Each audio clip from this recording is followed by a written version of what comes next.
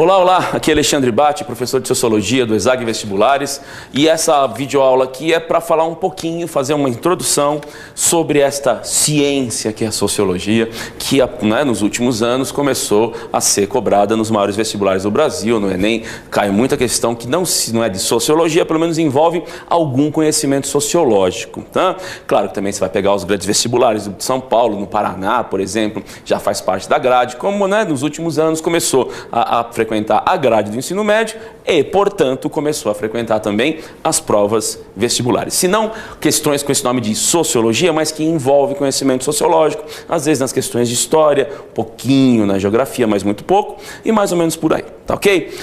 O termo Sociologia, ou seja, essa ciência, esse conhecimento da sociedade, ele é novo. Ele é novo. Assim, a Sociologia ela é uma ciência que ela nasceu da mãe de todas as humanidades, que é a filosofia, e se você der uma olhada aí nos livros, ela não vai aparecer antes do século XIX. Certo? O que consiste a Sociologia? É uma definição um pouco clichê, mas é mais ou menos isso mesmo. Ciência humana, aliás, fazer aqui uma crítica, tá? Ciência humana é um termo meio estranho, tá, gente? Eu particularmente não gosto do termo ciência humana, porque o pensamento científico ele é muito mais facilmente aplicável onde? Nas ciências exatas, aquela coisa de toda vez que eu misturo isto com aquilo, eu consigo aquilo. Se eu aquecer o metal a essa temperatura, ele sempre dilata X centímetros. Essa coisa de você tratar os conhecimentos humanos, que hoje o termo que se usa bastante é humanidades, com esse pensamento científico, você cria essa coisa da ciência humana, mas é um termo meio controverso. Mas é um termo consagrado, a gente pode usar. Tá? Essa ciência humana que estuda o quê? Os fatos sociais. Tá? Você pega, por exemplo, e é importante você pensar nisso, para você começar a entender Sociologia, você tem que entender o seguinte, quando você imagina que você vai estudar um fato social, por exemplo, você pode pensar em estudar violência contemporânea, violência urbana, violência rural, qualquer coisa assim, você vai começar a olhar para essa coisa da violência com olhos científicos. Você vai tentar fazer o quê? Aplicar o método científico o melhor possível para tentar entender este fato social, esse fenômeno social, mas cuidado com o termo fenômeno social, mais como um fato social. Tá? É mais ou menos isso. Você vai tentar olhar alguma coisa que está acontecendo na sociedade com um olhar um pouco mais científico, tentar aplicar, por exemplo, métodos quantitativos, qualitativos, para tentar mensurar, para tentar entender um pouco o que está acontecendo, e muitas vezes, se você for pegar aí os departamentos de ciências humanas, de sociologia, nas universidades você vai ver que muitos desses departamentos vão acabar estando ligados a políticas públicas. Você entende um problema, por exemplo, como a questão da moradia, da carência de moradia na cidade de São Paulo, por exemplo, e você vai estudar os agentes sociais e vai tentar fazer o quê? Imaginar como você gera conhecimento, esse conhecimento muitas vezes vai servir para orientar políticas públicas, certo? Claro que nos vestibulares, como é que isso aparece? Muito baseado em textos, obviamente, porque estamos falando de humanidades, de ciências humanas, e você vai fazer o quê? Você vai ter que sempre pensar numa santíssima trindade. Quem estuda Sociologia, qualquer um que lide com ciências humanas, pode ser história, geografia, vai lidar sempre com uma santíssima trindade. Alguns chamam de os três patetas, também pode, tá? Que estão aqui na lousa. Você vai falar do francês Émile Durkheim e dos alemães, o Karl Marx e o Max Weber. Esses três cientistas sociais, esses três estudiosos da sociedade, eles são a base, são o tripé da Sociologia.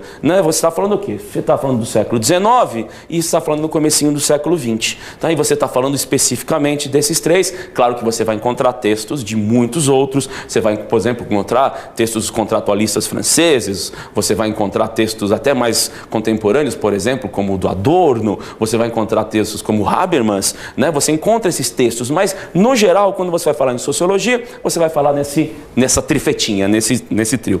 O Émile Durkheim é considerado o pai da Sociologia, considerado o pai da Sociologia, que foi o primeiro a pensar em aplicar métodos para poder entender os fatos sociais. Ele mesmo que criou essa coisa do estudo do fato social. Então, quando você vai buscar a origem, se você quiser fazer um autoestudo, você tem que buscar o quê? O Émile Durkheim, por exemplo, o estudo mais famoso dele que ele fez foi o estudo do suicídio. Ele escolheu o fato social, o suicídio, começou a encarar como um fato social e fez o quê? Começou a tentar estudar quais são os tipos de suicídio, por que eles acontecem. Ele até qualificou, colocou ali bonitinho, tá? O estudo dos fatos sociais, está aqui o primeiro dos sociólogos, que é Émile Durkheim. O Karl Marx, eu acho que para muitos, ou para a grande maioria, é quase impossível que você nunca tenha ouvido falar, mesmo porque a partir dos escritos do Marx, você gerou o quê? O marxismo, né? E aí você começa a misturar muito socialismo científico, marxismo, socialismo, né? Comunismo, e aí você começa a misturar um pouco. Mas todos eles, de uma forma geral, claro que antes já existiam alguns escritos que tentavam apontar para esse canto. Mas o Marx ele é muito controverso porque, além de estar também dentro das ciências humanas, ele também é estudado na economia, na filosofia. Você tem o Marx filósofo, você tem o Marx economista e o Marx sociólogo, cientista social. Tá? Mas você vai encontrar o Marx falando do quê? Da crítica à propriedade privada. Ele vai falar que a propriedade privada é o grande problema da humanidade. Ele vai falar o que mais? Ele vai falar da exploração da mão de obra, do homem pelo homem, da questão da divisão das classes sociais. Isso é um fato muito importante, muito comum no escrito do Marx. Ele fala que você tem aqueles que têm proprietários dos meios de produção,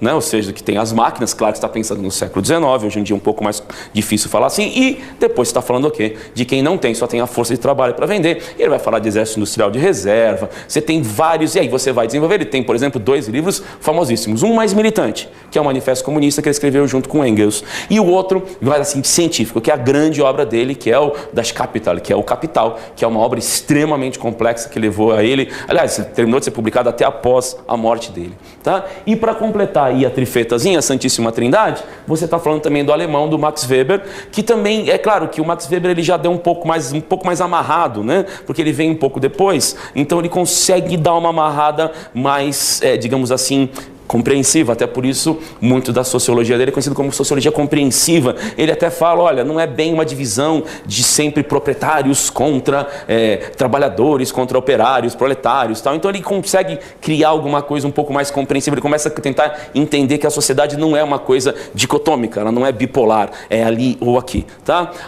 O livro mais famoso, por exemplo, o Max Weber ele escreveu muitíssimo. O livro mais famoso dele, A Ética Protestante e o Espírito do Capitalismo, ele tenta explicar por que o capitalismo se encaixa bem com o protestantismo e as críticas, né, que é aquela coisa que o catolicismo, né, a veia católica do cristianismo, a original, né, ela não se encaixa bem com o espírito do capitalismo. É um livro angular, A Ética Protestante e o Espírito do Capitalismo. É claro que, como ele escreveu muito, também você vai encontrar, por exemplo, um dos pontos que o Weber mais trabalha é a questão do monopólio legal do uso da violência, porque o Estado constituído é o único que tem o monopólio para usar a violência. Eu não posso chegar na rua e usar a violência. Eu seria processado por isso. Quem pode usar legalmente a violência é o Estado. Isso muitas vezes é lembrado para falar o quê? Para falar sobre a questão da repressão às manifestações, sejam elas legítimas ou não. Tá? Então você tem, e claro, isso aqui é apenas uma coisa para aguçar os teus sentidos. Eu estou aqui passando para você os 3 principais. Se você quiser desenvolver, comece por esses 3. Procure Émile Durkheim, procure o Karl Marx e procure o Max Weber. E aí você, a partir deles, você vai começar. Claro, também você pode se remeter a escritos anteriores, mas a sociologia, digamos assim, que nasceu com esses 3. E daí para frente ela se tornou uma ciência extremamente conhecida e muito útil nos dias de hoje. Entender os fatos sociais, a partir de um ponto de vista científico. Beleza? É isso aí.